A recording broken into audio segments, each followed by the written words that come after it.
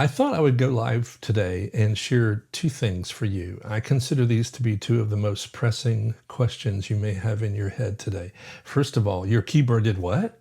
And secondly, your earbuds did what? Yeah, not exactly crucial, life-changing questions, but they matter for musicians especially. So a couple of things I'm going to share with you relate to things that happened 2 days ago. It's Tuesday now. Sunday, I played keys in a church, and and we did 3 services.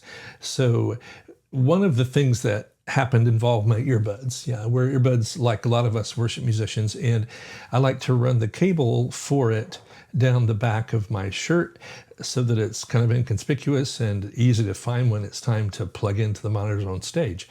Well, in this case, we'd done 2 of the 3 services, and I was sitting in the congregation waiting for that all-important moment when the pastor gives you the wink or the nod or whatever that tells you it's time to get back on the platform. And so I had been sitting listening to the sermon in an area in the sanctuary where there's a bunch of folding chairs right next to each other. And the little dongle on my headphone cable, the end that you plug into the other cable, was unfortunately wedged between the 2 seats, the one I was sitting in and the one I was next to. So the heart rate begins to increase as the nod has come from the pastor and the rest of the worship team's walking forward. And I can't walk forward because my headphones are literally stuck in the chair. So thankfully, God was gracious and sent a special angel to help me. Well, yeah, maybe the angel was there, but I managed to get the cable loose and walk up to the platform. Great. So now I plugged my monitor cable in and was ready to make some sound for my keyboard. So in doing that, I have a habit of looking at my laptop. My MacBook Pro sits to my left with Main Stage running on it. And I always just like to kind of make sure if everything's looking like it should. Well, in this case, the lights continued for the morning, and I discovered that this message is on my screen.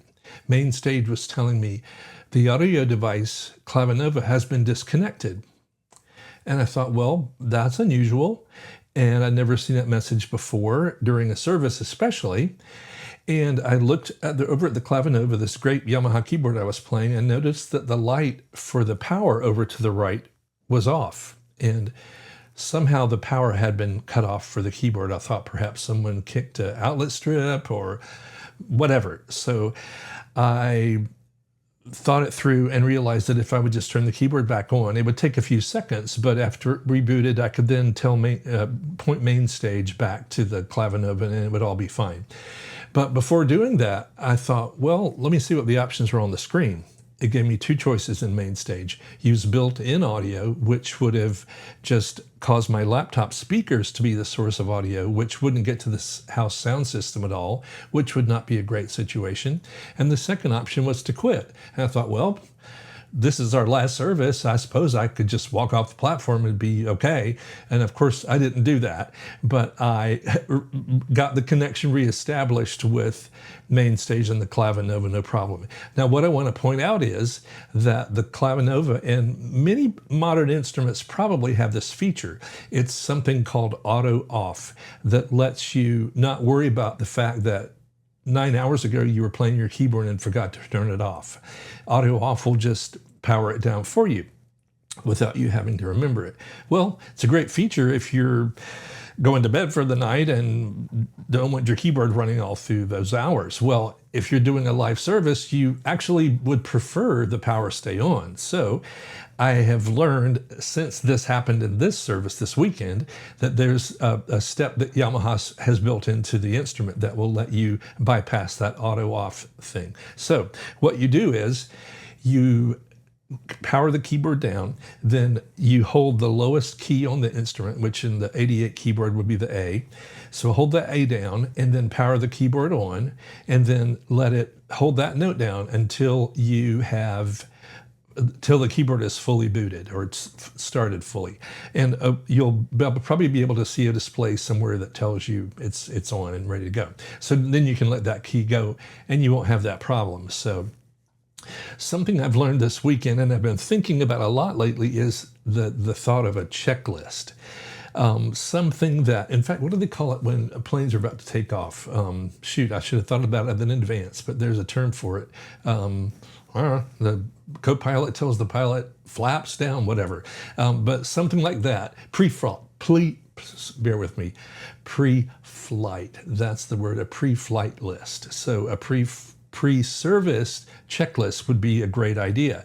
For instance, is your sustain pedal with the right polarity? If you know what that means, you know what that means. A lot of little things that we think, well, that could certainly not go wrong. And I certainly wouldn't have thought, well, today I will probably sit down and not be able to get up because my earbud cables get stuck in the chair. That's not too common. So yeah, we're all in this together, folks. If you're a worship musician or if you're a gigging musician, you know stuff can happen when it's live. You've been in those services where someone gets up to say announcements and the mic is muted and we don't know quite why, and there's that awkward moment of, oh, who messed up here? And yeah, so help yourself out. Help your friends out who are on the worship team with you. Maybe suggest to them, hey, is your battery plugged in for your iPad for your charts? Or looks like one of your cables on your pedal board for guitar got kicked loose by someone walking past. It might have been me. But yeah, just think about things like that can make a difference. So that's kind of all I wanted to say today.